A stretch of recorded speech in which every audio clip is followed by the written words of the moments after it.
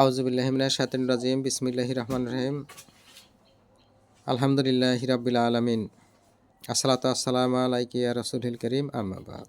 আলহামদুলিল্লাহ, সকল প্রশংসা আল্লাহ। আমি আপনাদের প্রিয় ফেসবুক বন্ধুরা, আমি আপনাদের একটা আজকে রুগী দেখাবো। এই রুগীটার যে কষ্টগুলো ছিল এবং এই কষ্টগুলো থেকে কতটুকু ভালো আরাম পাইল সে সম্বন্ধে আপনাদেরকে একটু অবগত করছি। আমার যে সামনে উপবিষ্ট একটা রোগী আছে, শাহিদা বেগম। উনি অনেক কষ্ট নিয়ে আমার কাছে আসছিলেন। আপাতত 12/1/26 তারিখে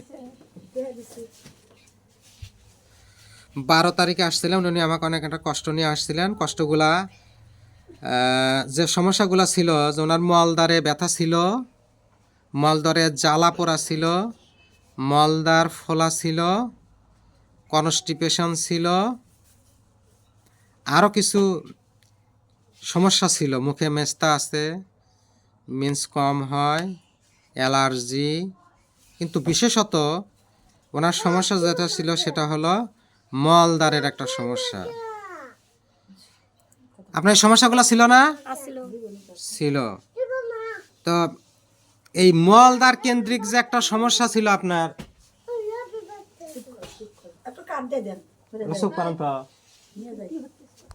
কিসের কাঠ?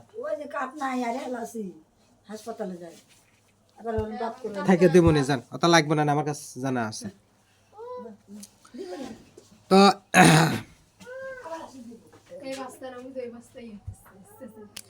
তো আলহামদুলিল্লাহ, আমি এই রোগীটা আমার কাছে আসছিল হলো 12/1/26 তারিখে। কিন্তু আমার এই রোগীর মলদ্বার কেন্দ্রিক যে একটা সমস্যা ছিল, মলদ্বারে ব্যথা, মলদ্বারে জ্বালা, মলদ্বার ফোলা, পায়খানা কষা, 1 বছর ধরে চলতেছিল, তাই না? কতদিন ধরে? 1 বছর।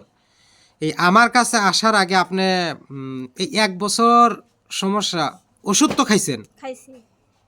এলোপ্যাথি ওষুধ খাইছেন? এলোপ্যাথিও খাইছেন, হোমিও খাইছেন। এলোপ্যাথি হোমিওপ্যাথি খাইলেন, আপনার এই সমস্যাগুলা ভালো হয়েছিল না? তখন ব্যথা কমে, তারপরে আবার কিছুদিন পর আবার হয়। আলহামদুলিল্লাহ, আপনাকে আমি একবার ওষুধ দিছি। কয়বার দিছি? একবার ওষুধ দিছি, একবার। আর সিরাপ দিতে পর একটা হলো আলাদা জিনিস, ওটা হলো আলাদা। তা আপনাকে আমি একবার ওষুধ দিছি 12/1/26 তারিখে, আর আপনি আজকে আসলেন হলো 2/2/26 তারিখে। আপনি এখন কেমন মনে করেন বলেন? আমার এখন ব্যথাটা নাই। ব্যথা নাই না। আপনি ভালো মনে করেন না খারাপ মনে করেন? আপনার অবস্থাটা ভালো না খারাপ? না, একটু আল্লাহ বললে ভালোই আছে। ভালোই আছেন। ব্যথা কমে গেছে? ব্যথা নাই। ব্যথা নাই। জ্বালা পোড়া? এখন নাই। জ্বালা পোড়া নাই। তাহলে মেন সমস্যাই তো ব্যথা আর জ্বালা। তাহলে এটা সবচেয়ে তো বড় বিষয় না?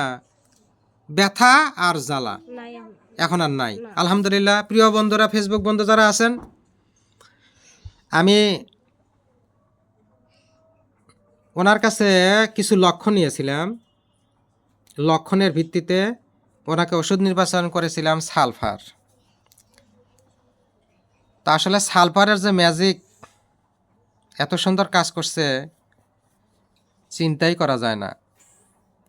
তা আসলে treat the patient not the disease. রোগীলিপি করার পরে ওষুধ নির্বাচন করে যে ওষুধ দেওয়া যায়, এই ওষুধে রোগী আরোগ্য হয়। এটা আবার প্রমাণ করতে পেরেছি। আমি আশা রাখি রোগী আরও যতটুকু সমস্যা থাকে এই সমস্যাগুলো ধীরে ধীরে অনেকটা ভালো হয়ে যাবে ইনশাআল্লাহ তাআলা। দোয়া চাই, ভালো থাকবেন সবাই। আসসালামু আলাইকুম ওয়া রাহমাতুল্লাহ।